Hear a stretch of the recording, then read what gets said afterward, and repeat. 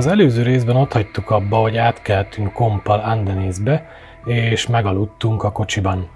Reggel visszamegyünk a kikötőbe, hogy a Bálna Szafari előtt részt vegyünk egy ismeretterjesztő körbevezetésen, ahol sok érdekes dolgot tudunk meg célfajunkról, az Ambrászcetről.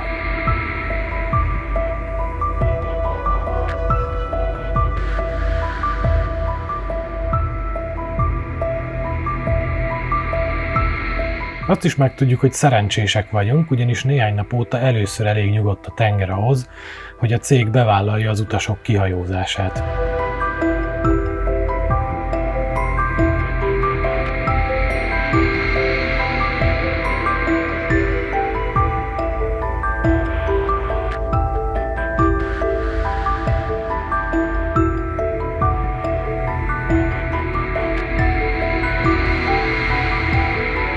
Oda-vissza 5 órát hánykolódunk a tengeren, és az utasok legalább harmada kiadta a gyomortartalmát az út során, és már nálunk is kezdett kialakulni a tengeri betegség, de akkor megtaláltuk, amiért tengerre szálltunk, és az izgalom elfeledtette velünk az émeigést.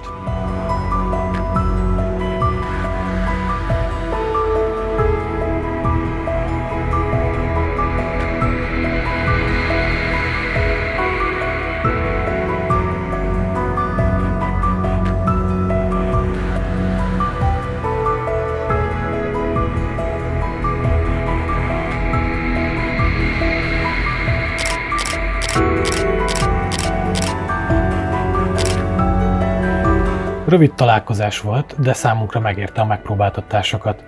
Éhesen is átfagyva érünk vissza a kikötőbe, és más programunk mára már nincs is, csak találni egy helyet, ahol alhatunk egyet.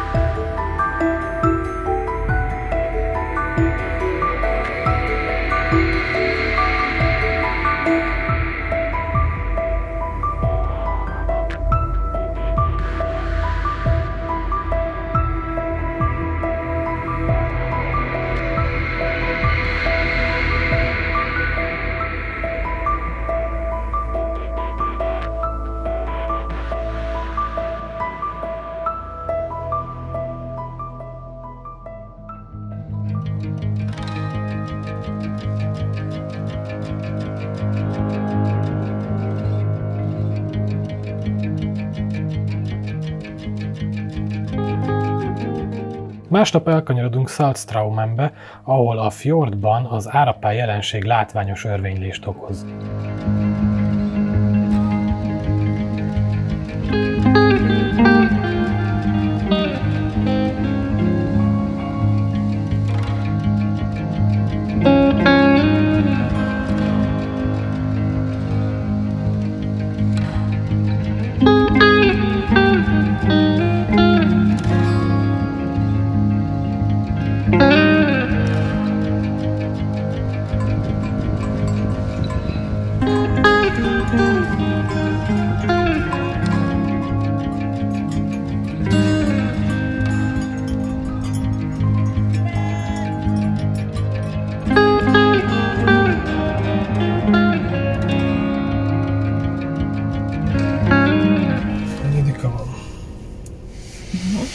Hatodika van, 9-én indul a kompunk Kristiansenbe, és ebben az a kicsit kellemetlen, hogy még most fogjuk elérni a sarkkört, lefelé menet. Szóval jó messze van még Dél-Norvégia, és ez azt jelenti, hogy nem tudunk annyi mindent megnézni Dél-Norvégiában, mint amennyit szerettünk volna valószínűleg. Persze mi mindent megteszünk, De elég rohanós ez az utolsó pár nap, és ennek valószínűleg az elsődleges oka az a csúszás, ami akkor kezdődött el, amikor a 10 kilométeres túránkat megcsináltuk Kilpisjärvinél, és akkor erre rakódott még rá az, hogy a kompot is át kellett, az a kompos kavarás, amivel hát jó későn jutottunk át, de szerencsére még aznap, amikor akartunk, a másik szigetre, és ott viszont már a következő napra kellett a Bánalest lefoglalni, azzal szemben, amit terveztünk. Szóval egymásra rakódott pár ilyen megcsúszás, és hát így leszűkült ez az utolsó időszakunk, vagy szakaszunk, amit néhány nap alatt kell abszolválni. Így aztán most jó sokat fogunk ma autózni, meg igazából az elkövetkezendő napokban is, és belepróbáljuk préselni azt, amit bele kell. Egyébként 30 kilométerre vagyunk a sarkkörtől, 30 kilométerre északra nagyjából, és pont egy gletschert rejtő hegy másik oldalán. Sajnos a gletscher ezen az oldalon nem látható, de egyébként a belepréselős programok közül az egyik az pont az, hogy elsétálunk egy gletscherhez, ami elvileg nem egy óriási túra lesz, csak olyan, nem is tudom, mit írtak rá, 2 órát oda-vissza, vagy 3, valami ilyesmi. Ja, úgyhogy most már inkább csak autózunk. De oda kell érnünk, mert a kutyák, cicák várnak ránk, és aki vigyáz rájuk, ő 9-én legkésőbb este elhagyja a helyszínt, úgyhogy meg van véve a hazaút, a komp. Úgyhogy mindenképp oda kell érnünk 9-én.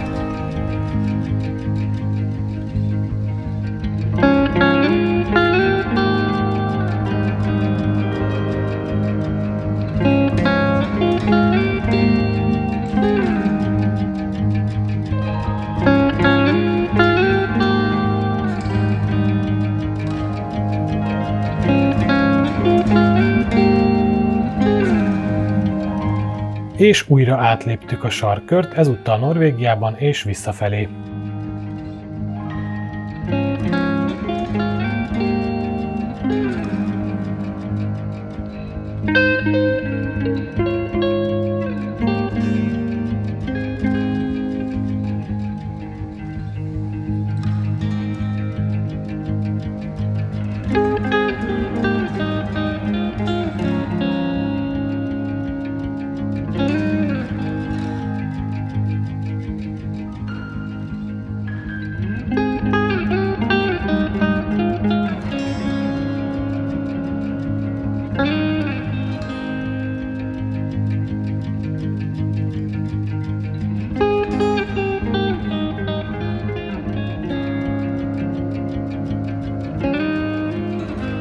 A következő autós pihenő felé menet vesszük észre, hogy ismét van naplemente, nem is akármilyen.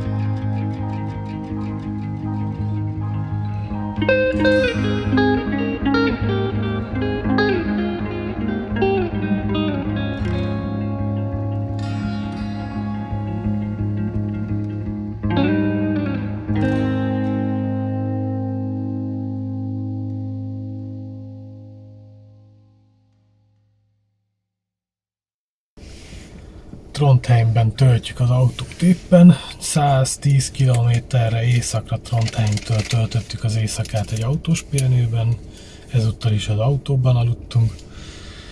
Most ideértünk, 10 óra 18 van, töltünk, aztán bemegyünk Trondheim történelmi városközpontjába, ami nekem nincs is elképzelésem, hogy milyen, meg mennyire történelmi, de a lényeg, hogy a rendes központba. kicsit szétnézni, aztán tovább megyünk, mert még majdnem 500 kilométert kell mennünk, ugyanis az a terv, hogy a Haugabrén nevű gletschert megnézzük még ma. Mert ha ezt még bele tudjuk préselni a mai napba, az nagy segítség lesz abban, hogy holnap után 4:45-re odaérjünk a komphoz, Kristiansenbe. Ami átvisz minket Hirthalsba, azt hiszem. Szóval ma a gletszernézés, a cél, ezzel fogjuk zárni a napot, és holnap fatemplom, Stavanger, meg ki tudja. És aztán hazaérünk. Szóval lássuk, hogy sikerülnek a tervek.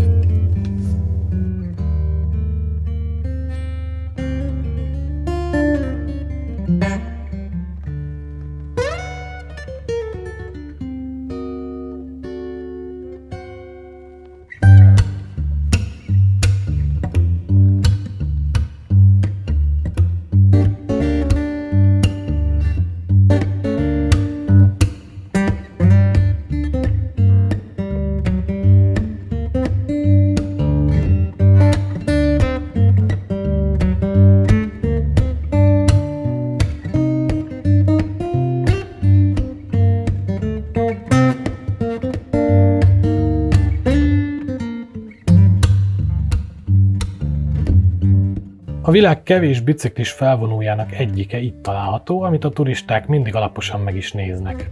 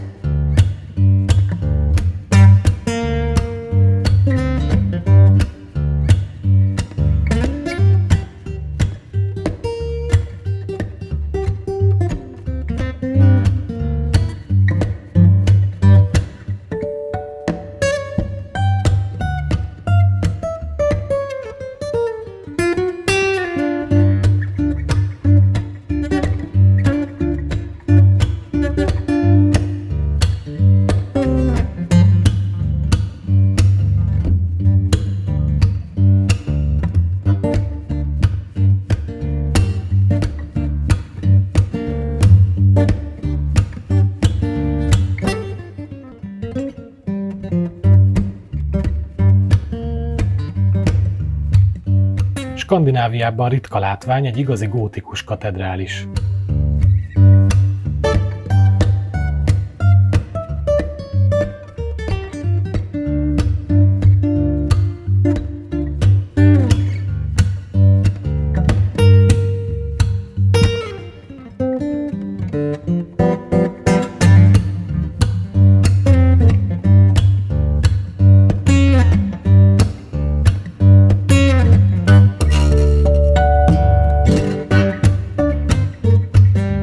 Hosszú az út a Haugabrénig, de lenyűgöző tájakon autózunk keresztül.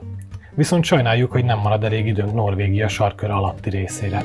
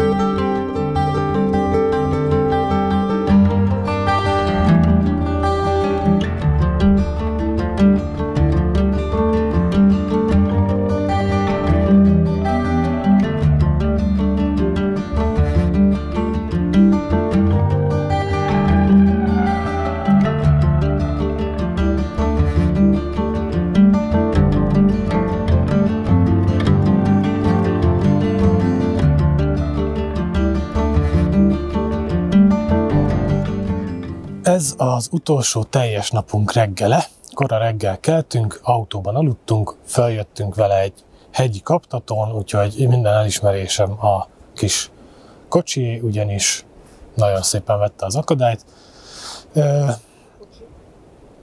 Igen, és Betty is, természetesen. De a lényeg, hogy tulajdonképpen itt már rámögöttünk néhány autó, és hát mindegy kicsit magasabb, mint a Tesla Model 3, mármint ami az alját illeti, úgyhogy ja, izgi volt, de igazából gond nélkül feljött. És a Betty is. És ő vezetett. És ő még nem vezetett ilyen körülmények között, úgyhogy neki is gratula. A lényeg, hogy itt vagyunk Bergen, ez Bergenhez tartozó régió, nem Bergennél vagyunk, de ez a Bergen és a Fjordvidék megnevezést kapta az úti könyvünkbe. Úgyhogy itt vagyunk most. Ma fel fogunk mászni egy gletscherhez, ami kevésbé ismert, nincs is benne az útikönyvbe se. Én ezt egy norvég párnak a videójában láttam, meg ezt a gletschert, és mivel, hogy ez kevésbé ismert, ellenben igen, látványosnak ígérkezik, ezért választottuk ezt a gletschert, mert mindenképp meg akartunk nézni egy gletschert az út során, tekintettel arra, hogy ugyebár a klímaváltozásnak köszönhetően valószínűleg még a mi életünkben el fog tűnni az összes gletscher. Így aztán a világnak ez egy olyan csodája, amit záros határidőn belül meg kell nézni, ha akarunk még ilyet látni életünkben. Úgyhogy ez az egyik legnagyobb, ami itt ezen a területen található, sőt, talán a legnagyobb. Nem konkrétan ez a gletscher, hanem ez a jégsapka, ami állandó jégsapka, ez a legnagyobb az európai kontinensen, ha jól értelmeztem az ismertetőt. Úgyhogy ennek fogjuk a gletscherét megtekinteni, aminek a neve Hauga Brain, és ja, ez lesz a nap kezdése. Mint láthatjátok, épp följön mögöttem a hegy mögött a nap, és a nap hátralevő részében elutazunk még egy Borgun nevű településhez, ahol egy vikingkori fatemplom található meg, amiben nem túl sok van már a világon, és ez a legjobb állapotban és a legeredetibb állapotban megmaradt példánya. Ezen kívül pedig autózni fogunk, és megpróbálunk minél közelebb jutni Stavangerhez, ami hát vagy belefér még ott egy kis kirándulás, vagy nem, de holnap el kell jutnunk Kristiansenbe, ahol kompra szállunk, és átkelünk Dániába.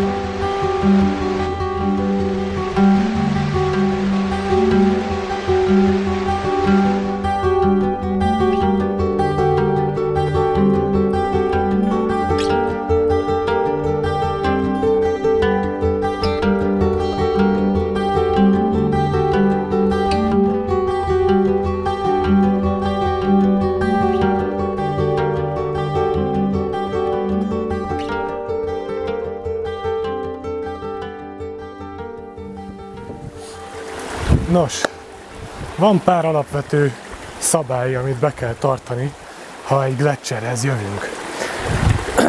Az egyik, hogy nem mászunk be alá. Bármilyen csodálatos kék barlangokat talál az ember a gleccsernél, nem megyünk be alá, mert ez egy folyamatosan mozgásban lévő óriási jégtömeg, ami bármelyik pillanatban leszakadhat. Időnként letörik róla egy darab, azok akár házméretűek is lehetnek, és ha alatta vagyunk, amikor ez letörik, az egészségtelen.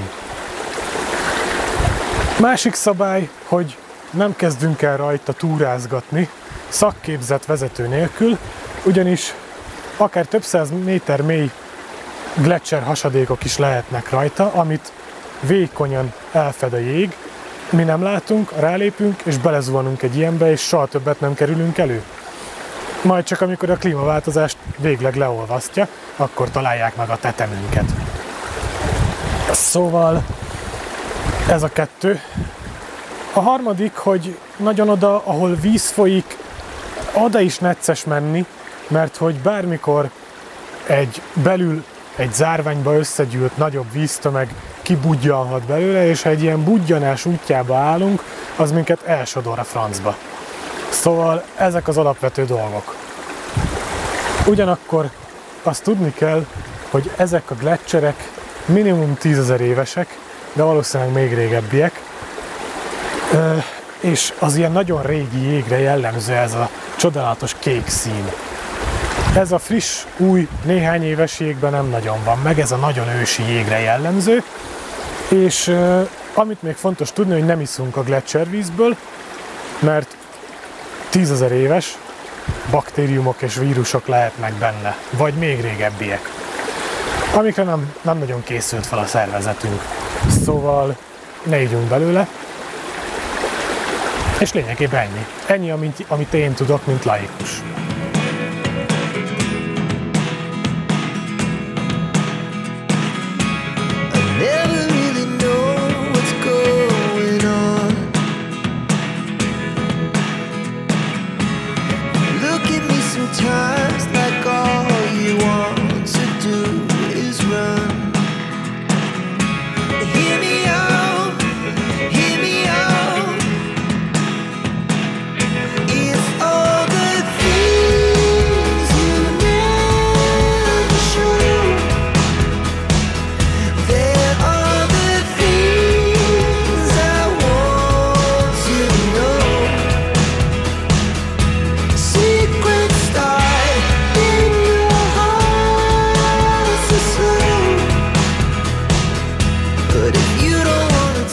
Ezt a gleccser csak messziről lehet megnézni, mivel a megközelíthető része már elolvadt.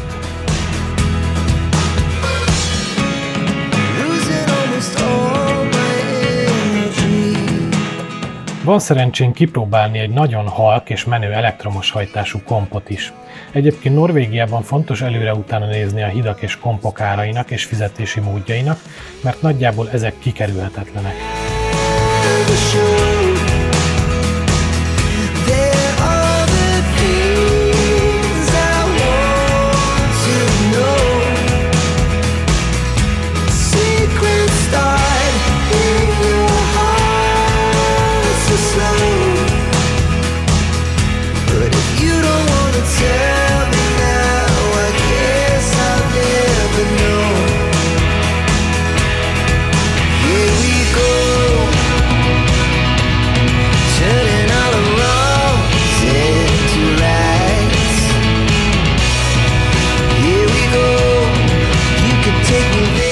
A nap utolsó programja a Burgundi fatemplom, ami egy körülbelül 800 éves fatemplom, amiben csak az ajtó zsanérjaihoz és zárszerkezetéhez használtak fémet, mivel az akkoriban igen értékes dolog volt. Régen sok ilyen templom létezett Norvégiában, de mára már csak kevés maradt fenn. A Burgundi fatemplom a legjobb és legeredetibb állapotban fennmaradt ilyen templom az országban.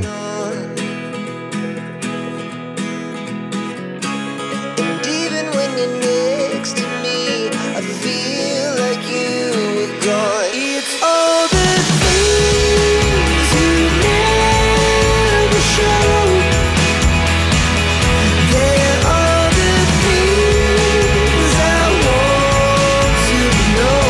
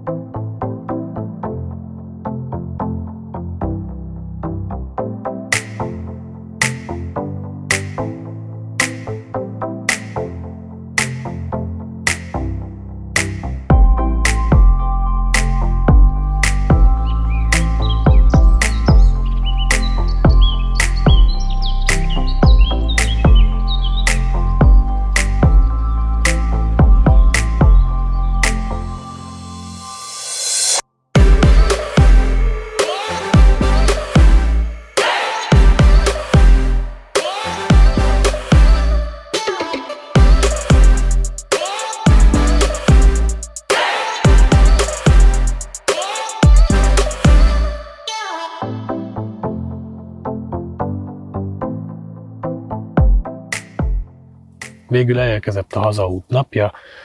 Kristiansandtől 100-150 kilométerre vagyunk, azt hiszem, de már a déli parton. Úgyhogy hát lemondtunk Stavangerről az időszűke miatt, és Oszló felől kerültünk ide a déli partra, mert erre van rendes autópálya, így valamivel gyorsabban lehetett haladni. Hát a stavangeri látnivalók nem fértek volna már bele az időbe, túl hosszú ideig tartott volna oda lejutni. Ez Norvégiában nagyon jellemző probléma, hogy lassan lehet haladni, tekintettel arra, hogy alig vannak autópályák, és a legtöbb helyen, mondjuk úgy az útunk 90%-ában, ha már 80-nal lehetett menni, az már a gyors haladás volt. De nagyon gyakran lement ez 60, 70, 50 km/órás sebességre, szóval igen. És hát emellett pedig nagyon kanyargós nyilván a domborzat miatt. De a lényeg, hogy délre oda megyünk Kristiansandbe, 1 órakor kifutunk a komppal, és hát a franc tudja, hogy hány óra alatt megyünk, nagyjából 3 óra.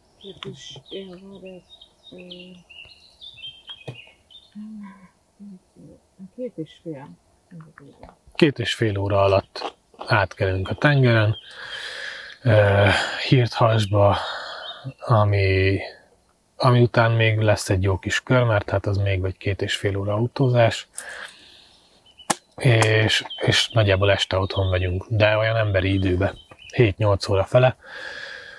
Úgyhogy ennyi volt ez a kaland, fárasztó, de élményekkel teli és őrületes tájakon vezetett az utunk, úgyhogy ezt nehéz lesz überelni itt Európán belül, az biztos.